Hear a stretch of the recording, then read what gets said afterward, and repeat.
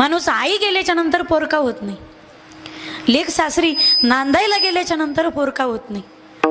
पण ज्या दिवशी सौभाग्याचा जोडा फुटला जातो ना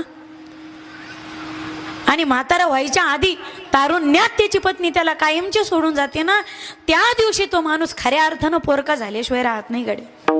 खऱ्या अर्थाने पोरका होतो ज्या दिवशी त्याच्या सौभाग्याची अर्धांगिनी आणि जोडीदारीन त्याला कायमचं सोडून जाते. कदाचित नवरा गेला तर बायको म्हातारपणापर्यंत 2 घास का वैना स्वतःच्या हाताने, 1 तळ हाता एवढी का वैना भाकरी थापून खाऊ शकते, पण बायकोच्या हयाती ज्याचा रुबाब होता, ज्याने ग्लासभर पाणी सुद्धा कधी स्वतःच्या हाताने घेतलं नाही, आंघोळीचं पाणी सुद्धा ज्याने स्वतःच्या हाताने घेतलं नाही, अरे आंघोळीचा टॉवेल सुद्धा आजपर्यंत ज्याला घ्यायचं माहिती नाही,